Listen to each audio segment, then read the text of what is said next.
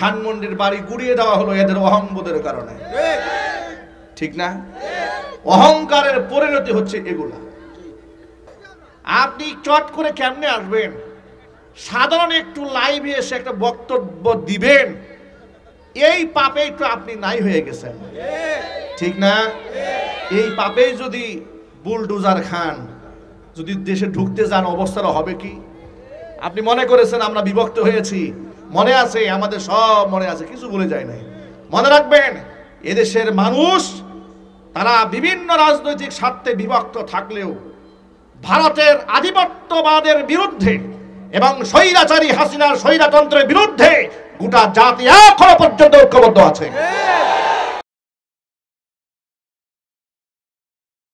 আলহামদুলিল্লাহি নাহমাদুহু ওয়া নাস্তাঈনুহু ওয়া নাস্তাগফিরুহু ওয়া নু'মিনু বিহি ওয়া নাতাওয়াক্কালু আলাইহি ওয়া নাউযু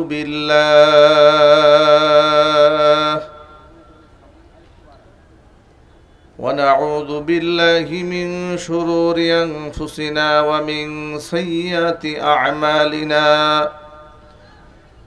من يهده الله فلا مضل له ومن يضلله فلا هادي له ونشهد أن لا إله إلا الله وحده لا شريك له ونشهد أن سيدنا ونبينا وحبيبنا وشفيعنا ومولانا محمدا عبده ورسوله الذي أرسله بالحق بشيرا ونذيرا وداعيا إلى الله بإذنه وسراجا منيرا.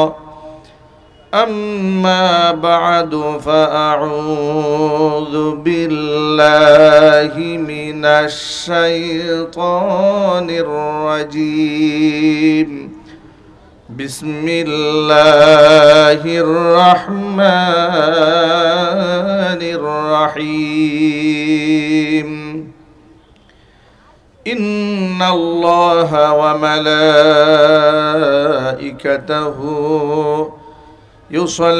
يصلون على النبي يا أيها الذين آمنوا صلوا عليه وسلموا تسليما.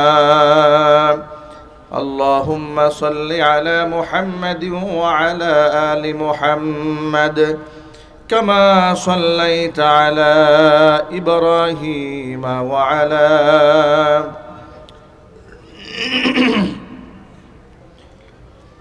إنك حميد مجيد. اللهم بارك على محمد وعلى آل محمد كما باركت على إبراهيم وعلى آل إبراهيم إنك حميد مجيد. محبت প্রাণ খুলে সকলে মিলে কিছুক্ষণ জিকির করুন, লা ইলাহা ইল্লাল্লাহ, লা ইলাহা। আওয়াজ আর হয় না ভাই, আওয়াজ হয় না।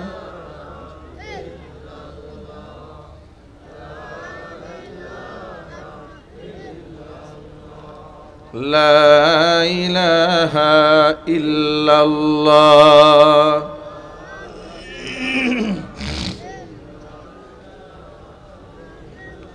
لا إله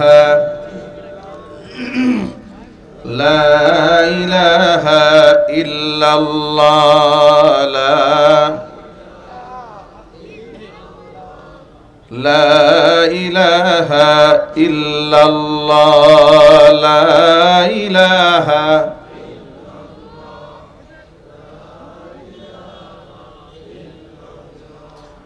لا إله إلا الله মুহাম্মাদুর রাসূলুল্লাহ সাল্লাল্লাহু আলাইহি ওয়াসাল্লাম।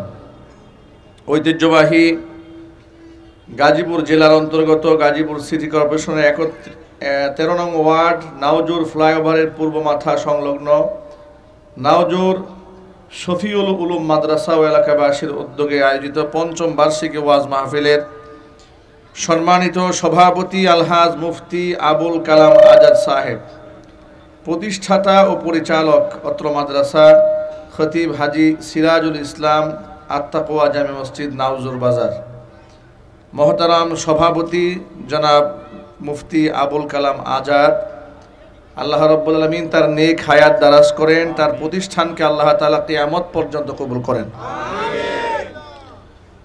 আমন্ত্রিত বিশেষ অতিথিবৃন্দ, হাজরাত, উলামায়ে কেরাম, মুরব্বিয়ান আযম, আসলে এই অবস্থায় কথা বলা খুবই মুশকিল। এটা হলো প্রথম কথা। দ্বিতীয় কথা হচ্ছে যে এখন এই মুহূর্তে এই মাইকগুলো ঠিক করা আরো বড় মুশকিল। আর তৃতীয় নম্বর বক্তব্য হচ্ছে আমার হাতে সময় নাই, মানে সব সমস্যা একসাথে জর্জরিত।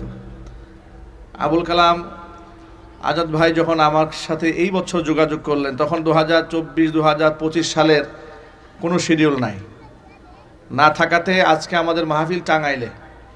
উনি আবদার জানালেন টাঙ্গাইল যাওয়ার পথে আমাকে একটু সময় দেন। এই জন্য ট্রানজিট বা দেশা মুত্তাসিল সময়টা নির্ধারণ করা হয়েছে, যেহেতু আমাকে রাত 10টায় টাঙ্গাইল স্টেজ গেট ধরতে হবে। তো এই সময়টা আমি চেয়েছিলাম যে খুব অল্প সময়ের মধ্যে আমরা কিছু গুছালো কিছু কথাবার্তা বলবো, কিন্তু মাইকের যে দশা, কথা বলা তো খুব মুশকিল হয়ে যাচ্ছে। আমি অপারেটর ভাইয়ের দৃষ্টি আকর্ষণ করছি যে আপনি একটু চেষ্টা করেন এটাকে কতটুকু রিকভারি করা যায়। এখন তো আর নতুন করে সেট আনাও সম্ভব নয়, যতটুকু সম্ভব আপনি সাউন্ড ভলিউম বাড়িয়ে চেষ্টা করে যান। বাকি কবুল করার মালিককে আল্লাহ তাআলা। তবে সামনের মাহফিল করার ক্ষেত্রে এই ব্যাপারগুলো আমাদের খুব স্ট্রংলি হ্যান্ডেলিং করতে হবে, কারণ এটা খুবই ইম্পর্টেন্ট একটা ব্যাপার। এখানে প্যান্ডেল না হলেও চলতো, ঠিক না? প্যান্ডেল ছাড়া ওয়াজ হয়েছে না বাংলাদেশে? আমরা শত শত মাহফিল এরকম করি, সামনে কোনো প্যান্ডেল নেই, শুধু স্টেজ আছে আর মাইক আছে, তো হাজার হাজার মানুষ বয়ান শুনতেছে। কিন্তু গুরুত্বপূর্ণ হচ্ছে মাইকটা, এটা খুব ইম্পর্টেন্ট। মানুষের কানে সঠিকভাবে আওয়াজটা পৌঁছাতে হবে। আল্লাহ রাব্বুল আলামিন আমাদের ত্রুটি বিচ্যুতি ক্ষমা করে দেন, জোরে কোন আমিন। আল্লাহ রাব্বুল আলামিন অত্র এলাকার সমস্ত মুর্দেগানের কবরে আযাব কিয়ামত পর্যন্ত বন্ধ করে দেন। কাল হাসরের কঠিন ময়দানে এই আয়োজন আল্লাহ তাআলা আমাদের সকলের নাজাতের জারিয়া হিসেবে কবুল করেন। যারা বয়ান শোনার জন্য এসেছেন আর যারা আয়োজন করেছেন, আল্লাহ সকলকে মাফ করে দেন। কোরআনের নূর দিয়ে আল্লাহ তাআলা আমাদের সিনাকে আলোকিত করে দেন। দেখুন, আমি আজকে আপনাদের সামনে ছোট্ট একটি বিষয় নিয়ে কথা বলবো।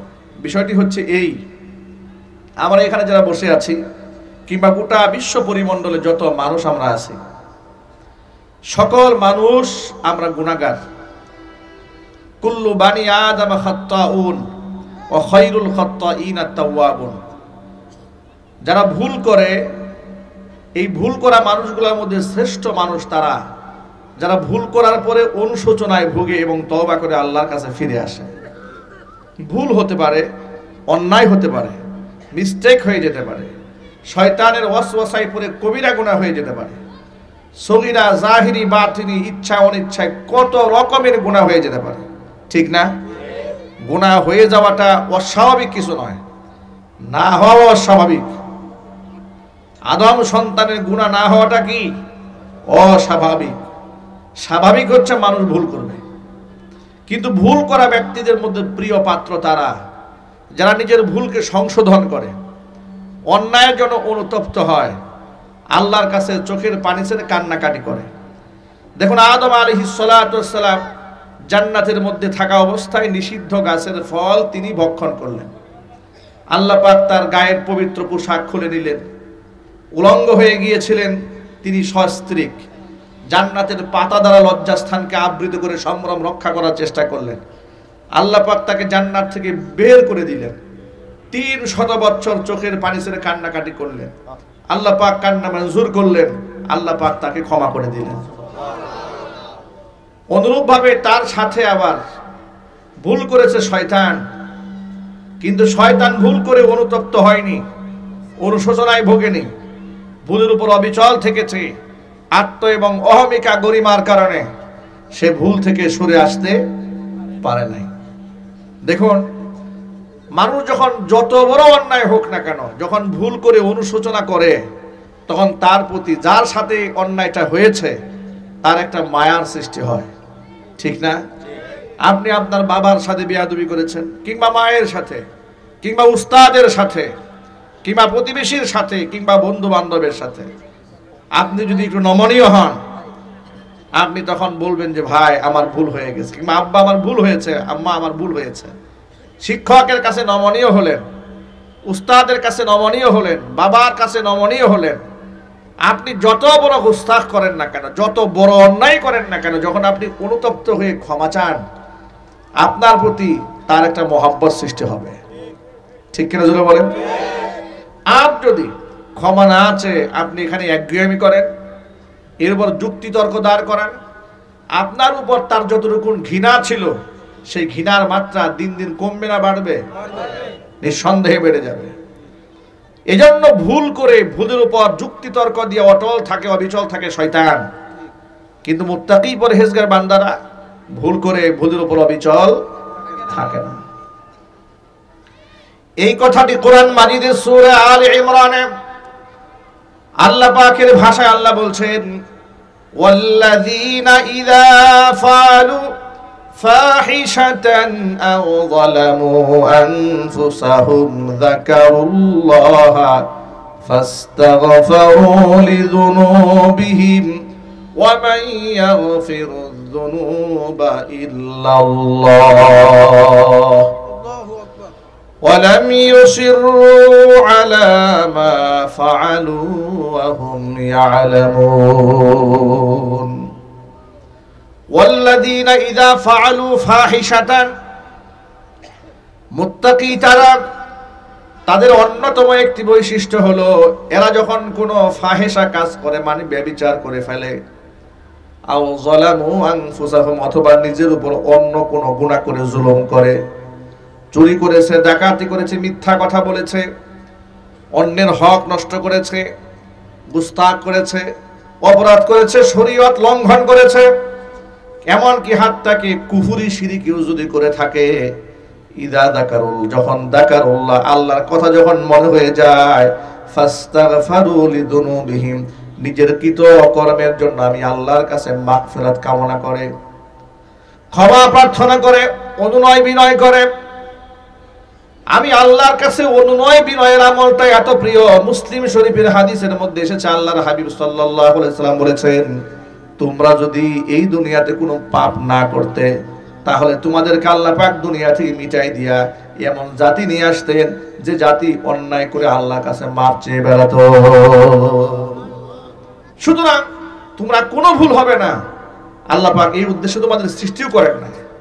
তোমাদের অজান্তে তোমাদের ভুল হবে, ইচ্ছায় অনেক সময় হবে, অনিচ্ছায় অনেক সময় হবে, শয়তানের ধোঁকায় পড়ে হবে, এরপরে নফসের ধোঁকায় পড়ে হবে, চোখের খিয়ানত হবে, হাতের খিয়ানত হবে, ইত্যাদি হয়ে যাবে। কিন্তু পরবর্তীতে এইটা হওয়ার পরে তোমার অন্তরের অবস্থাটা কি তৈরি হয়, এর উপর তোমার মর্যাদা নির্ভর করবে। চিৎকার দেখুন আল্লাহু আকবার। আল্লাহ পাক বলেন, وَمَن يَغْفِرُ الذُّنُوبَ إِلَّا اللَّهُ, পাপ আমি আল্লাহ ছাড়া কেউ ক্ষমা করতে পারে না। وَلَمْ يُصِرُّوا عَلَى مَا فَعَلُوا وَهُمْ يَعْلَمُونَ, এমনকি যে অন্যায় তারা করেছিল জেনে শুনে সেই অন্যায়ের মধ্যে তারা অবিচল থাকে না, অটল থাকে না।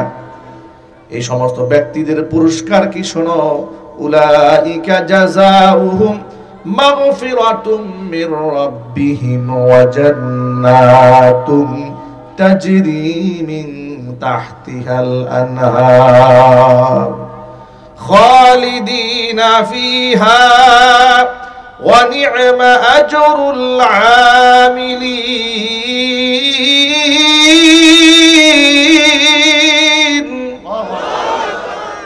আল্লাহ পাক বলেন, এ সমস্ত ব্যক্তিদের জন্য আমি আল্লাহর পক্ষ থেকে রয়েছে ক্ষমা ও জান্নাত, এমন জান্নাত তাদের জন্য রয়েছে তাজরি মিন তাহতিহাল আনহার, যে জান্নাতের পাদদেশ দিয়ে প্রবাহিত হয় প্রস্রবণ নদী নালা খাল বিল, মানে লেক সিটি। জান্নাতের মধ্যে আমি বান্দাকে উপহার দেব, জোরে বলেন সুবহানাল্লাহ। খালিদিনা ফিহা, তারা থাকবে সেখানে চিরকাল। ওয়া নি'মা আজরুল আমিলিন, নেককার বান্দাদের পুরস্কার কতই না উত্তম। ভাইরা আমার, এই আয়াতদ্বয় নাজিল হওয়ার একটা প্রেক্ষাপট আছে, শানে নুজুল আছে। প্রেক্ষাপটটা আপনারা বুঝতে পারলে সমসাময়িক অনেক ব্যাপারের বিষয় আপনাদের সামনে ক্লিয়ার হয়ে যাবে, অনেক প্রশ্নের জবাব আছে এই ঘটনার মধ্যে। এই আয়াতদ্বয় নাজিল হওয়ার পেছনে কারণ হচ্ছে মুফাসসিরিন কিরামরা লিখেছেন, যেমন রাইসুল মুফাসসিরিন আব্দুল্লাহ ইবনে আব্বাস রাদিয়াল্লাহু তাআলা আনহু বলেছেন, মদিনাতুল মুনাওয়ারাতে একজন খেজুর ব্যবসায়ী ছিলেন, তাম্মারুন, আত্তাজিরুত তাম্মার, খেজুর ব্যবসায়ী। তো তার কাছে লোকেরা খেজুর কিনতে আসতো, জনপ্রিয় ব্যবসায়ী। ফাজাআতহু ইমরাআতুন হাসানা, একদিন এক সুন্দরী মহিলা তার কাছে খেজুর কেনার জন্য এসেছে। মহিলার দিকে তার নজর পড়ার পরে, সেই সাহাবী যুগের ঘটনা, মহিলার উপর তার যখন নজর পড়েছে তখন শয়তান তাকে ধোঁকা দিয়েছে। মহিলাকে সে বলল যে আমার দোকানের ডিসপ্লে সেন্টারে যে সমস্ত খেজুর আপনি দেখতে পাচ্ছেন, আমার ঘরের মধ্যে এর থেকে আরো অনেক দামি দামি সুন্দর সুন্দর খেজুর আছে, আপনি একটু আমার সাথে ভেতরে আসেন। এরপরে মহিলাকে নিয়ে এসে ভেতরে গিয়েছে। ভেতরে যাওয়ার পরে নিজেকে কন্ট্রোল করতে না পেরে মহিলার হাত ধরে হাতের মধ্যে একটা চুমা দিয়েছে। চুমা দেওয়া মাত্র মহিলা তাকে বলেছে যে আপনি তো অন্যায় করলেন, এটা খিয়ানত করে ফেলেছেন, আপনি গুনাহ করে ফেলেছেন। এই এতটুকুন কথা বলার সাথে সাথে তিনি এত বেশি অনুতপ্ত হলেন, এত লজ্জিত হলেন, আর নিজেকে এমনভাবে ধিক্কার দিলেন। নবী করিম সাল্লাল্লাহু আলাইহি ওয়াসাল্লামের কাছে তিনি আসলেন। আসার পরে তিনি তার নিজের অপরাধ স্বীকার করলেন এবং তিনি বললেন, হে আল্লাহ রাসূল, আল্লাহ কি আমাকে ক্ষমা করবে না? আমি যে আল্লাহর কাছে এত মাপ চাচ্ছি, আল্লাহ কি আমাকে ক্ষমা করবে না? মুফাসসিরিন কিরামরা লিখেছেন, এই প্রেক্ষিতে আল্লাহ রাব্বুল আলামিন এই আয়াতখানা নাযিল করেন। এটা হচ্ছে আসবাবুন নুজুল, শানে নুজুলের মধ্যে একটি বর্ণনা। আরেকটি বর্ণনার মধ্যে এসেছে নবী করিম সাল্লাল্লাহু আলাইহি ওয়াসাল্লাম আনসারী সাহাবীদের মধ্যে ভাই ভাই সম্পর্ক বানালেন। যেমন মক্কা থেকে হিজরত করে যারা মদিনায় গেলেন তারা হচ্ছেন মুহাজির, যারা সাহায্য করলেন, আশ্রয় দিলেন, তারা হচ্ছেন আনসার। তারা কি? আনসার মানে সাহায্যকারী। এখন মুসলিমদের সংখ্যা কম, মাঝে মাঝে জিহাদে যেতে হয় মুসলমানদের। এখন সব পুরুষ যদি একসাথে বাড়ি ঘর ছাড়া হয়, এলাকার মধ্যে যদি পুরুষ সংকট দেখা দেয়, তাহলে নারীরা তো নিরাপত্তাহীনতায় ভুগবে, ঠিক না? এই জন্য সেই ক্ষেত্রে নবী করিম সাল্লাল্লাহু আলাইহি সাল্লাম আনসারে কিংবা আনসার মুহাজিরে কিংবা আনসার এবং সাকিফ গোত্রের লোকদেরকে ভাই ভাই সম্পর্ক বানালেন। সম্পর্ক এমন হলো যে একজন যদি বাড়িতে অনুপস্থিত থাকে তো একজন উপস্থিত থাকবে বাড়ি পাহারা দেওয়ার জন্য। ইতিমধ্যে আনসারী এক সাহাবীর সাথে সাকিফ গোত্রের এক সাহাবীর সাথে নবী করিম সাল্লাল্লাহু আলাইহি সাল্লাম ভাই ভাই সম্পর্ক বানাই দিলেন। জিহাদের ময়দানে ডাক আসলো, সাকিফ গোত্রের সাহাবী আল্লাহ রাসূলের সাথে জিহাদে চলে গেলেন, বাড়ির দায়িত্ব গ্রহণ করলেন মদিনার আনসারী সাহাবী। তিনি ওই ফ্যামিলির জন্য বাজার করে তরি তরকারি কিনে, খাবার দাবার কিনে বাড়িতে পৌঁছে দেওয়ার নিমিত্তে বাড়িতে গেলেন। গিয়ে দেখলেন স্বামী বাড়ি নাই, বাড়ি থেকে চলে গেছে জিহাদের ময়দানে। আর ওই সাকিফিয়ান যে সাহাবী, তার স্ত্রী গোসল করে তিনি কাপড় নাড়তেছিলেন, পিছন দিক থেকে তার চুলগুলা প্রদর্শিত হচ্ছিল, দেখা যাচ্ছিল। আনসারী সাহাবী বাড়িতে গেলেন, খালি বাড়িতে মহিলা একা। চুল দেখে মনের মধ্যে ওয়াসওয়াসা তৈরি হয়েছে, চুলের সৌন্দর্যটা তাকে আকৃষ্ট করেছে। সাহাবী যুগের মানুষ হলে কি হবে? শয়তান ধোঁকা দেওয়ার সম্ভাবনা নাই? আরো চিল্লাই বলেন। ধোঁকায় পড়েছে, চুলের মায়ায় পড়েছে। সামনে এগিয়ে গেলেন, হাতের মধ্যে চুম্বন করেছেন। ফাকাব্বালাহু ইয়াদাহু, তিনি তার হাতকে স্পর্শ করে যখন চুম্বন করেছেন, মহিলা বললেন, তুমি তোমার ভাইয়ের খিয়ানত করলা। তোমার কাছে তোমার ভাইয়ের স্ত্রী ছিল আমানত, তুমি আমানতের খিয়ানত করেছো। এই কথা বলা মাত্র তিনি এত বেশি লজ্জিত হলেন এই আনসারী সাহাবী লজ্জিত হয়ে কান্না করতে করতে পাহাড়ের চূড়ায় গিয়ে সেজদায় পড়ে কান্নায় ভেঙে পড়লেন। এত বেশি কান্না করলেন যে তিনি আর বাড়ি ফিরেন না, খাবার দাবার খান না, একেবারে অনশন চালাচ্ছেন। ইতিমধ্যে নবী করিম সাল্লাল্লাহু আলাইহি ওয়াসাল্লাম জিহাদ থেকে ফিরে এলেন, ওই সাহাবীও ফিরে এলেন যার স্ত্রীর সাথে ঘটনা ঘটেছে। স্ত্রীর কাছে যাওয়ার পরে তিনি সমস্ত ঘটনা খুলে বললেন। বলার পরে তার কাছে তা ওই আনসারী সাহাবীর জন্য একটু মায়া তৈরি হয়েছে যে এ সামান্য একটু এতটুকু ভুলের জন্য এত অনুতপ্ত হয়েছে, এইভাবে কান্না করতেছে। চলে গেছে পাহাড়ে গিয়ে হাত ধরে উঁচা করেছে, চেড়ে উঠিয়েছে, চলো আমার সাথে, ভুল না হয় তোমার একটু হয়েছে, নিশ্চয়ই তওবার দরজা তোমার জন্য খোলা আছে।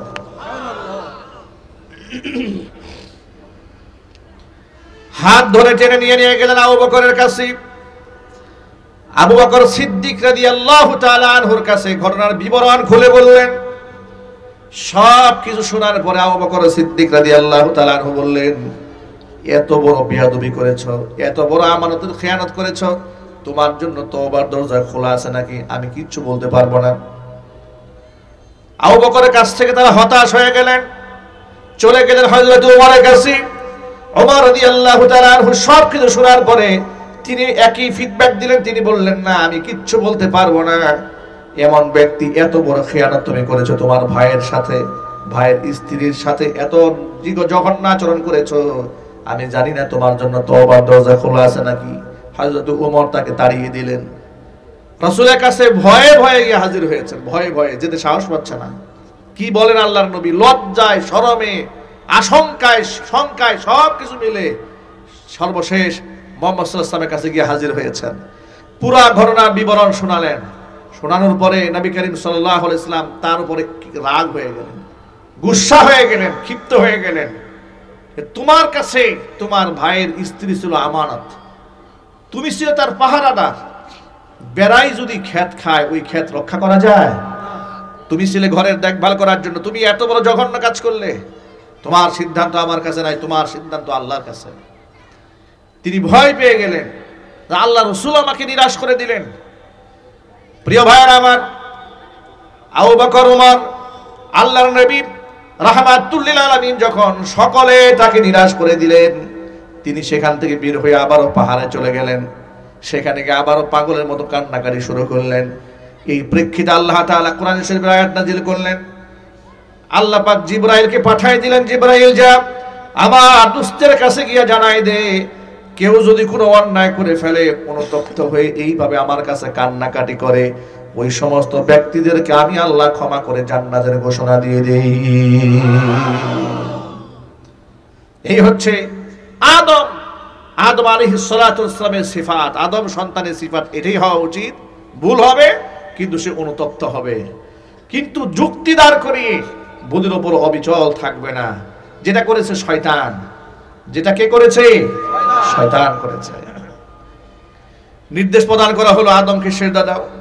শয়তান যুক্তি দাঁড় করিয়ে বলল, আসজুদু লিমান খালাকতা তিনা, মাটি দিয়ে বানাইছো তাকে আমি সিজদা দেব? আমার একটা প্রেস্টিজ আছে না, আমার একটা মান সম্মান আছে না? মান সম্মানের যুক্তি দোহাই দিয়ে আল্লাহর হুকুমকে লঙ্ঘন করেছে। আল্লাহ পাক তাকে রাজিম বানিয়েছে, মারদুদ করেছে, শয়তান করে দিয়েছে। এখন আপনারা বলেন, এত বড় শাস্তি আল্লাহর পক্ষ থেকে পাওয়ার পরেও শয়তান যদি অনুশোচনায় ভুগত, তাহলে আল্লাহ রাব্বুল আলামিন শয়তানকে মাফ করতেন না? কথা বলেন না কেন? সেই ক্ষমতা আল্লাহর নাই? আচ্ছা, আল্লাহ যদি শয়তানকে মাফ করে, আপনার আমার আল্লাহর বিরুদ্ধে কি মিছিল করার কোনো সাহস আছে? আল্লাহ পাক তো আজিজ, আল্লাহ পাক তো হাকিম। আল্লাহর বিরুদ্ধে প্রশ্ন তুলবে আমি আপনি, পৃথিবীর কে আছে এমন? সব কিছু কার ইশারায় চলে? আল্লাহ পাকের ইশারায় চলে। নবী মুসা কালিমুল্লাহ তুর পাহাড়ে যাচ্ছেন আল্লাহর সাথে কথোপকথন করতে। সুবহানাল্লাহ বলেন। আল্লাহ পাক এই মর্যাদা তাকে দান করেছিলেন। তুর পাহাড়ে যাওয়ার সময় শয়তানের সাথে দেখা। শয়তান নবী মুসা কালিমুল্লাহকে ডেকে বলছে, আল্লাহর নবী মুসা, আপনি তো আল্লাহর সাথে কথা বলতে যাচ্ছেন। বলে, হ্যাঁ যাচ্ছি। আমার পক্ষ থেকে ছোট্ট একটা আবদার আছে। আল্লাহকে বলবেন আমি তওবা করতে চাই। আমার জন্য কি তওবার দরজা খোলা আছে নাকি একটু আল্লাহকে বলবেন। মুসা কালিমও বললেন, কোনো অসুবিধা নাই, আমি বলবো। তিনি তুর পাহাড়ে গেলেন, আল্লাহর সাথে কথোপকথন শেষ করলেন। নিজের কথা শেষ হওয়ার পরে এবার তিনি উত্থাপন করলেন রবের সামনে, হে আল্লাহ, শয়তানের সাথে আমার দেখা হয়েছিল, তো শয়তান তো তওবা করতে চায়, তুমি কি তার জন্য তওবার দরজা খোলা রেখেছো? আল্লাহ পাক বলেন, মুসারে ও তো তওবা করবে না। আল্লাহ পাক তো ফিউচার জানেন না? যদি বলুন জানেন না? যে আদমকে সেজদা না দিয়ে অহংকার করেছিল, আদম তো এখন আর দুনিয়াতে নাই, দুনিয়া থেকে বিদায় হয়েছে। আদমের কবরের সামনে গিয়ে সেজদা দিয়ে যদি আমার কাছে কান্না করে আর আমার কাছে যদি মাফ চায়, আমি আল্লাহ পাক শয়তানকেও মাফ করে দেব। মূসা কালিমুল্লাহ আল্লাহর সাথে কথোপকথন শেষ করে নেমে আসলেন। শয়তান অপেক্ষা আছে আল্লাহ পাক কি জবাব দিয়েছেন। রাস্তায় আবার দেখা, ও মূসা, আমার কথা মনে আছে তো? বলে, হ্যাঁ মনে আছে। তা আমি যে বলেছিলাম আল্লাহর সাথে আমার ব্যাপারটা উত্থাপন করার জন্য করেছিলেন? বলে, হ্যাঁ করেছিলাম। আল্লাহ কি বলেছেন? আমার জন্য তওবার দরজা খোলা আছে? বলে, হ্যাঁ আছে। আল্লাহ বলেছেন তোমার জন্য তওবার দরজা খোলা আছে, তবে শর্ত হলো যে আদমকে সেজদা না দিয়ে তুমি গোমরা হয়েছ, মারদুদ হয়েছ, রাজিম হয়েছ, মালউন হয়েছ, সে আদমের কবর গিয়ে সেজদা দেবে, দিয়ে আল্লাহর কাছে যদি মাফ চাও, আল্লাহ পাক তোমাকেও মাফ করে দিবে। এই কথা শোনার পরে শয়তান কি বলে শোনেন। শয়তান বলে, জিন্দা আদমরই সেজদা দেই নাই, মরাটারে সেজদা দেব, আমার কি কোনো মান সম্মান নাই? নাউজুবিল্লাহ পড়েন। যুক্তি দিয়ে, তর্ক দিয়ে শয়তান বুদের উপর অবিচল থাকলো, কিন্তু অনুশোচনায় ভুগলো না। শয়তান যেমন অনুশোচনা না করে মালউন হয়েছে, ধিক্কৃত হয়েছে, নিন্দিত হয়েছে, বর্তমান জমানার নব্য ফেরাউন, নব্য আবু জাহাল, নব্য কারুন, স্বৈরাচারী হাসিনাও হাজার হাজার মানুষ খুন করে এখনো পর্যন্ত ক্ষমা চায় নাই। কথা বলতে হবে।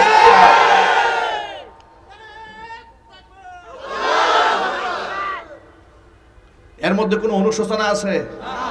আরো জোরে বলেন। ওদের দলের কারো অনুশোচনা আছে? ওরা প্রতিনিয়ত ফেসবুকে স্ট্যাটাস দেয়। কি স্ট্যাটাস দেয় জানেন? এই দিন দিন নয়, আরো দিন আছে। মানে পিঠের চামড়া যাও দুই একটা থাকতো, এদের কুরকুরানি ঠেলায় তাও থাকবে না। কথা বলেন ভাই, ঠিক কিনা? যারা আলেমদেরকে এরকম বৃদ্ধাঙ্গুলি দেখায় বলতো আলেমদেরকে নাকি গুনার টাইম নাই, ঠিক না? এরকম করে নাই? আলেমদেরকে স্বাধীনভাবে কথা বলতে ওরা দিয়েছে? স্বৈরাচারী হাসিনা প্রায় সময় বলে, আমার কি দোষ? উনি উনার কোনো দোষই খুঁজে পান না, একদম বেগুনা মাসুম। আপনারা যে এই মাসুম লোকটারে কেন তারাই দিলেন, এটা আমার বুঝে আসতেছে না। এক কাজ করা উচিত, এই গোটা দেশের মানুষ সবাই মিলে হাসিনার পা ধরে মাফ চাওয়া উচিত। কথা বলে না কেন ভাই? তার কথা মতো আমাদের কি করা উচিত? কথা বুঝেন না মনে হয়। ওর দাবি অনুযায়ী আমাদের কি করা উচিত? হাসিনার পা ধরে মাফ চাওয়া উচিত। কারণ সে তো বেগুনা মাসুম, তার তো কোনো দোষ নাই। সে সব সময় বলে যে আমার কি দোষ, তার দোষ উনি খুঁজে পান না। আমি স্বৈরাচারী হাসিনাকে বলবো, শুধুমাত্র 2021 সালে নরেন্দ্র মোদীকে আশাকে কেন্দ্র করে দেশের তাওহিদি মুসলমান, দেশের ওলামারা যখন এই দেশে এত বড় জালেমকে না আনার জন্য সংগ্রাম করেছিলেন, আপনি সেই অপরাধে আলেমদেরকে ভারতের আপনার তথাকথিত স্বামীকে খুশি করার জন্য 2600 আলেমের নামে মিথ্যা মামলা দিয়েছিলেন। আপনি কি দোষ করেছেন আপনি তো খুঁজে পান না।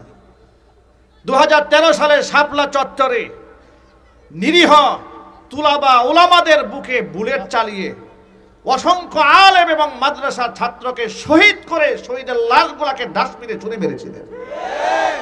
আপনি তো নিজের দোষ খুঁজে পান না। 57 জন সেনা অফিসারকে মাস্টার প্ল্যান করে আপনি ঠান্ডা মাথায় খুন করে স্বাধীন সার্বভৌম রাষ্ট্রকে ভারতের গোলাম বানিয়ে দিয়েছেন। আপনি তো অপরাধ খুঁজে পাচ্ছেন না।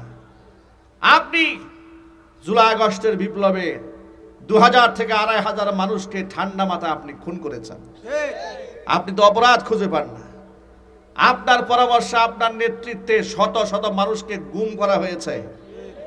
ইলিয়াস আলীর মতো প্রভাবশালী নেতা, আপনার কোনো দোষ নাই। কথা বলেন না ভাই? তার কোনো অপরাধ উনি চোখে দেখেন না। শয়তান যেমন ওর অপরাধ চোখে দেখে না, শয়তানের আধুনিক ভার্সন শেখ হাসিনাও তার কোনো দোষ খুঁজে পায় না। কথা ঠিক নেবে ঠিক। সে যদি অনুশোচনায় ভুগত তাহলে এই দেশের মানুষ তাদের উপর আরো অনেক নমনীয় হয়ে যেত, সহনীয় হয়ে যেত। উনি কোনো দোষ খুঁজে পান না।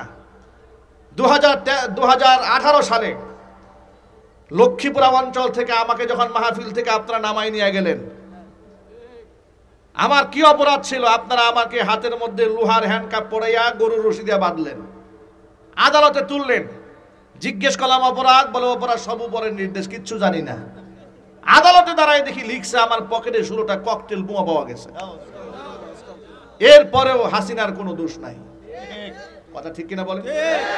বুটবাজার কেন্দ্রীয় জামে মসজিদ 2015 সাল থেকে 24 সাল পর্যন্ত লিখিত দায়িত্বশীল খতিব মসজিদের আমি শারঈ ওযর ছাড়া কোনোদিন মসজিদে জুমা পড়ানো বাদ দেইনি। হাজার হাজার মানুষ সকাল থেকে অপেক্ষা করেছে জুমা পড়ার জন্য। সেই মসজিদে আপনারা আমাকে 3 থেকে 3.5 থেকে 4 বছর পর্যন্ত বিনা নোটিশে আপনারা আমাকে জুমার নামাজ পড়াতে দেন নাই। প্রশাসন দিয়ে বাধা দিয়েছেন। যে বাসায় ভাড়া থেকেছি আপনারা পুলিশ পাঠিয়ে সেখান থেকে আমাকে বিতাড়িত করেছেন। আপনারা দোষ খুঁজে পান না। আপনারা এই দেশের আলেমদের সাথে যে আচরণ করেছেন, পৃথিবীর ইতিহাসে ফেরাউনও এত আলেমদের সাথে এমন গাদ্দারি করে না যে গাদ্দারি স্বৈরাচারী হাসিনা করেছে। এরপরেও হাসিনার কোনো দোষ নাই। এরপরেও তার পক্ষে কিছু লোকেরা কথা বলে। আমার বার্তা বড় স্পষ্ট, আল্লাহর কোরআনের সাথে যে নাফরমানি স্বৈরাচারী হাসিনা করেছে, এদেশের হকপন্থী আলেমদের সাথে যে নিষ্ঠুরতম আচরণ স্বৈরাচারী হাসিনা করেছে, যত শত মানুষকে সে খুন করেছে, 1000 বার 100 বার হাসিনার ফাঁসি হলেও তার পাপের প্রায়শ্চিত্ত হবে না। কথা বলতে হবে ঠিক কি না বলেন? আবার তার পক্ষ হয়ে কথা বলে আপা নাকি আবার ফিরে আসবে। আসেন, কথা বলে না কেন? আপনি তো চট করে আসবেন, আসেন। আপনাকে তো নেওয়ার জন্য আমরা রাজি আছি। আপনারা রাজি আছেন না? আপনারা কি ঐক্যবদ্ধ আছেন? কারা কারা আছেন? 2 হাত দেখতে চাই।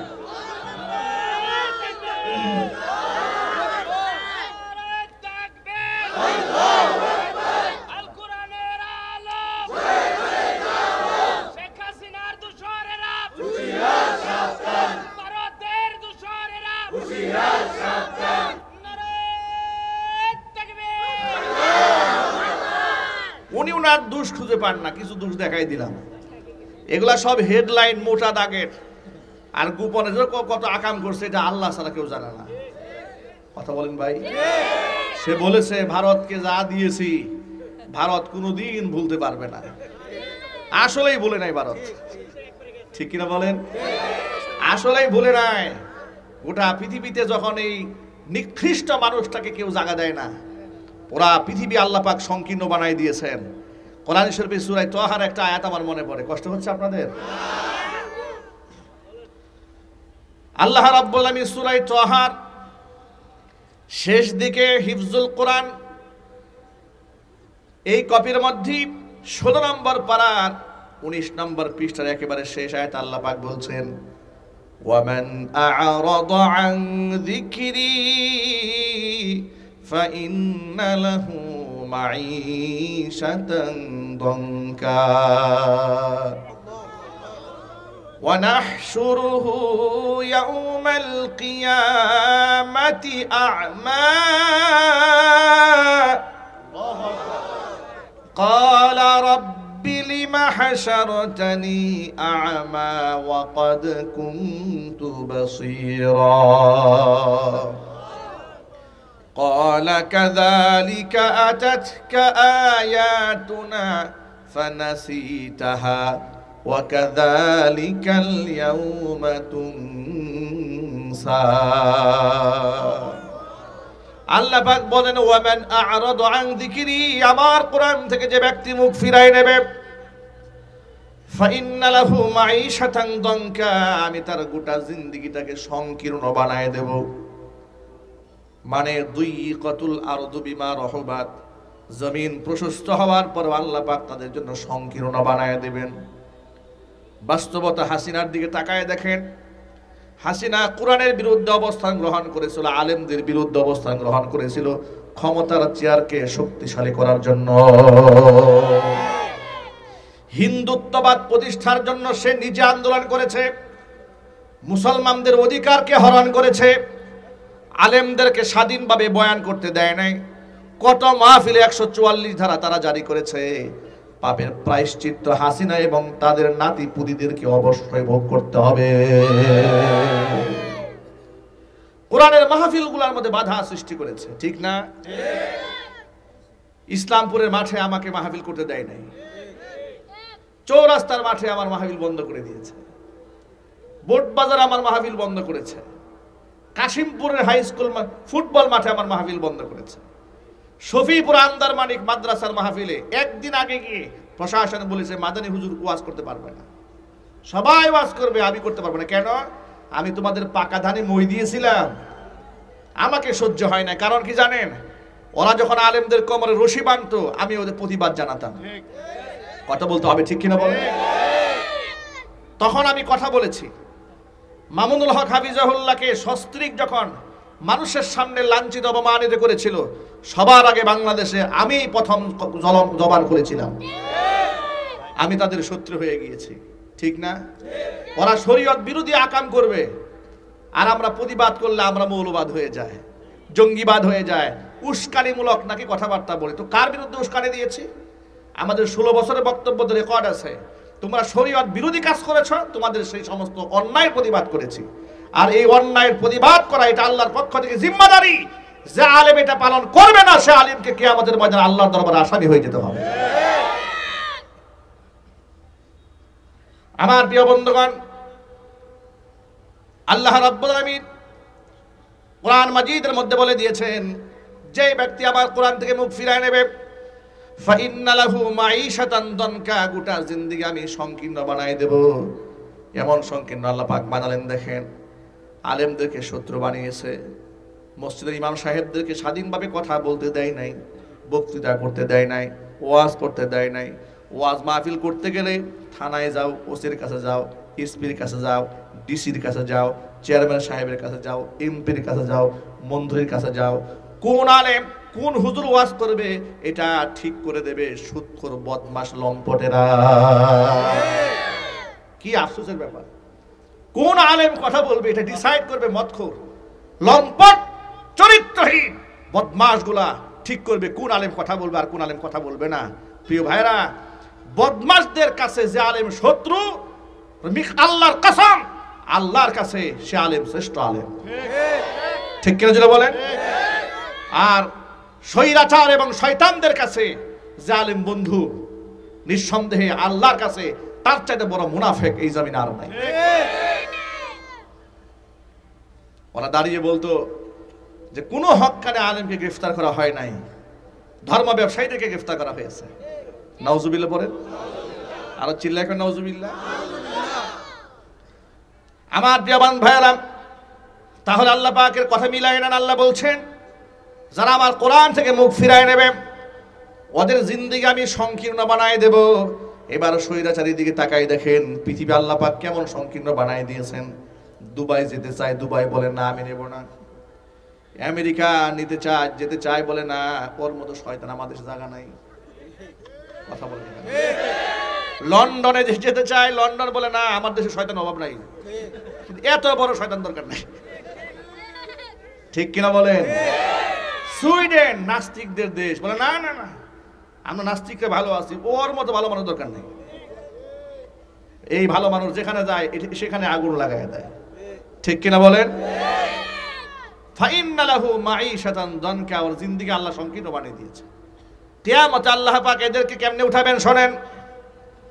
ওয়ানাহশুরুহু ইয়াউমাল কিয়ামাতি আ'মা, কিয়ামতের দিন এদেরকে আমি অন্ধ বানায় হাসরের ময়দানে উঠাবো। অন্ধ বানায় যখন উঠাবো, এরা বলবে, ক্বালা রাব্বি লিমা হাশারাতানি আ'মা, আয় আল্লাহ কেন তুমি আমাকে অন্ধ বানালে? ওয়াকাদ কুনতু বাসীরা, দুনিয়ার মাটিতে আমি দেখতে পেতাম, আমি চক্ষুষ্মান ছিলাম, কেন আমাকে অন্ধ বানালে? আল্লাহ পাকের পক্ষ থেকে জবাব দেওয়া হবে, ক্বালা কাযালিকা আতাতকা আয়াতুনা ফানাসিতাহা অনুরূপভাবে দুনিয়াতে আমার আয়াতগুলো তোমার কাছে এসেছিল আলেমদের মাধ্যমে, নবীদের মাধ্যমে, বক্তাদের মাধ্যমে, দাঈদের মাধ্যমে। ফানাসিতাহা, তুমি আমার আয়াতকে সেদিন ভুলে গিয়েছিলে। ওয়া কাযালিকাল ইয়াউমা তুনসা, যেভাবে তুমি আমার আয়াতকে সেদিন ভুলে গিয়েছিলে, আজকে আমি আল্লাহ পাক তোমাকে ভুলে যাব, তোমাকে আজকে ভুলে যাওয়া হবে। নাউজুবিল্লাহ বলেন। আল্লাহ পাক যদি পরকালে ভুলে যান, কপালে এমন আগুন লাগবে যে আগুন কেউ নিভাতে পারবে না। এই জন্য আমার ভাইরা, দুনিয়া থেকে কোরআন বিমুখ হওয়া যাবে না, কোরআন থেকে মুখ ফিরিয়ে নেওয়া যাবে না। কোরআন আমাদের জিন্দেগি। কোরআনময় জীবন গড়েন, সন্তানকে কোরআনের হাফেজ বানান, আলেম বানান, দাঈ ইলাল্লাহ বানান। আপনার সন্তান সন্ত্রাস হবে না, গুন্ডা হবে না, মাস্তান হবে না, আপনার সন্তান ক্যাডার হবে না, আপনার সন্তান চান্দাবাজ হবে না, আপনার সন্তান লম্পট বদমাশ হবে না। এদেরকে ক্যাসিনোতে পাওয়া যাবে না, মদের আড্ডায় পাওয়া যাবে না, বারের আড্ডায় পাওয়া যাবে না, কোন নাইট ক্লাবে এদেরকে আপনি খুঁজে পাবেন না। এদেরকে খুঁজে পাবেন আল্লাহর ঘর মসজিদে তাহাজ্জুদরত অবস্থায়। এলাকার মানুষগুলো আপনার সন্তানকে দেখে আপনার জন্য দোয়া করবে, গর্বের সাথে লোকেরা বলবে, আরে কোন মায়ের সন্তান, কোন বাবার সন্তান। এক কথায় মাও দোয়া পেয়ে গেল, বাবাও দোয়া পেয়ে গেল, ঠিক না? এই জন্য কোরআন থেকে কোনো ক্রমেই মুখ ফিরিয়ে নেওয়া যাবে না। আর আলেমদেরকে কখনো শত্রু বানানো যাবে না। কেন আপনি আলেমকে শত্রু বানাবেন? আলেমকে তো শত্রু বানাতে নবী করিম সাল্লাল্লাহু আলাইহি ওয়াসাল্লাম নিষেধ করেছেন। আল্লাহর নবী কি বলেছেন শোনেন। হুজুর বলেন, কুন আলিমান, সম্ভব হলে নিজে আলেম হয়ে যাও, আও মুতাআল্লিমান, অথবা আলেমের ছাত্র হও। 3 নাম্বার, আও মুস্তামিআন, আলেমের শ্রোতা হও। 4 নাম্বার, আও মুহিব্বান, আলেমকে ভালোবাসো। ওয়ালা তাকুনিল খামিস ফাতাহলিক, তুমি 5ম নাম্বার হইও না, তাহলে ধ্বংস হয়ে যাবে। খবরদার তুমি আলেম বিদ্বেষী হয়ে যেও না, তাহলে তুমি ধ্বংস হয়ে যাবে। আলেম বিদ্বেষী হয়েছে যারা, ধ্বংস হয়েছে তারা। আলেম বিদ্বেষীদের কোনো সম্মান কি আছে? আরো জোরে বলেন, আছে? ওই যে এক লোক গর্ব করে, সাবেক বিচারপতি সাইফুদ্দিন কালামানিক, ঠিক না? ভণ্ড মানিক। এটা উপরে যেমন কালা, ভিতরে এর থেকে বেশি কালা, ঠিক কিনা বলেন? উপরে কালার সাথে ভিতরে কালাটা আরো মারাত্মক। আপনি বলবেন যে ভেতর কালা কেমনে বুঝলেন? তো বুঝবো না কেন? সে টক শোতে চিবায় চিবায় বলে, আমি দেলোয়ার হোসেন সাঈদীকে ফাঁসি দিয়েছি, ফাঁসির রায় আমি দিয়েছি। কি গর্বের সাথে বলেছে। আরে বেটা, তুই কোথায় আর সাঈদী সাহেব কোথায়? ঠিক না? সাঈদী সাহেবের লাশে বাধা দেওয়ার পরে লোকেরা হুমড়ি খেয়ে গাড়ির নিচে পড়ে যায় জানাজা পড়ার জন্য। তার সাথে কারো রক্তের সম্পর্ক নাই, দিনের সম্পর্ক। এমন মোহাব্বত আল্লাহ পাক লাগিয়ে দিয়েছেন। আর তুই মরে দেখ, তোর জানাজা কুত্তা ছাড়া কেউ যায় কিনা? কথা ঠিক কিনা বলেন? মাত্র 1 মাসের ব্যবধানে অহংকার চূর্ণ বিচূর্ণ আল্লাহ পাক করে দিয়েছেন। কলার পাতার মধ্যে শুয়ে এতিমের মতো পালাইতে গেছে, ঠিক না? 70 লাখ টাকা নিয়ে ভাগতে গেছে। যারা 70 লাখ টাকা নিয়েছে তারা মনে মনে ভাবলো, ওর মতো শয়তানকে যদি ছেড়ে দেই, ভারতে পাচার করে দেই, 70 লাখ টাকা নিয়ে যে গুনাহ করছি, এর থেকে বড় গুনাহ হবে ওরা যদি নাজাত দিয়ে দেই। হয়তো 70 লাখের গুনাহ আল্লাহ মাফ করতেও পারে, কিন্তু ওরে মাফ করলে আল্লাহ মাফ করবে না, ঠিক কিনা বলেন? টাকাও নিয়েছে, পেদানিও দিয়েছে, এরপরে পাবলিক গণধুলাই দিয়ে প্রশাসনের হাতে তাকে তুলে দিয়েছে, ঠিক কিনা বলেন? অ্যাডভোকেট তাজুল ইসলাম বলেছেন, এই ছবিটা বিচারপতি কালামানিক শুয়ে আছে কলা পাতায়, এই ছবিটা বাধাই করে প্রত্যেকটা বিচারকের পেছনে ঝুলায় রাখা উচিত, যাতে করে এই দেশের বিচারকেরা দলীয় ক্ষমতায় যাওয়ার পরে কিংবা এই পবিত্র চেয়ারটাকে যেন অপবিত্র না বানায়। এই সিনা ওই ছবি দেখলে যেন মনে পড়ে যে দেখো কালামানিকের কি অবস্থা হয়েছে, ঠিক না ভাই? এদের লাঞ্ছনা গঞ্জনা দুনিয়াতে এরা ভোগ করতে শুরু করেছে। আর যে সমস্ত আলেমদের বিরুদ্ধে তারা কথা বলেছে, আল্লাহ পাক মানুষের অন্তরে তাদের মহব্বত ঢুকিয়ে দিয়েছেন, ঠিক কিনা বলেন? নাচে তার মন যারা আল্লাহর পথে চলে, আল্লাহর কথা বলে, আল্লাহকে ভালোবেসে সপেছে জীবন, তাদের কিসের ভয়, কে করে পরাজয় শহীদি তামান্নাতে নাচে তার মন হাসনা হেনার গ্রানে ভুলে নারী হৃদয় তার কালিমার মিষ্ক মাখার হৃদয় রয়েছে যার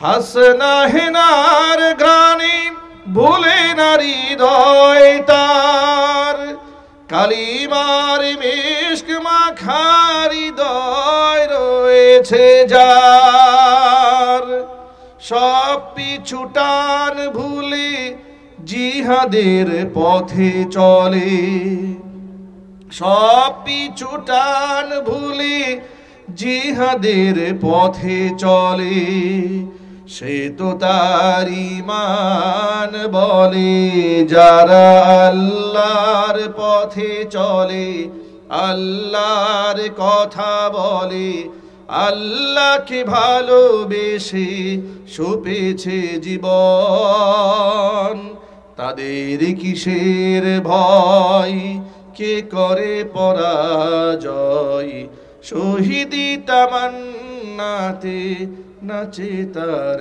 মন যারা আল্লাহর পথে চলে আল্লাহর কথা বলে আল্লাহ কি ভালোবেসে সপেছে জীবন তাদের কিসের ভয় কে করে পরাজয় শহীদি তামান্নাতে নাচে তার মন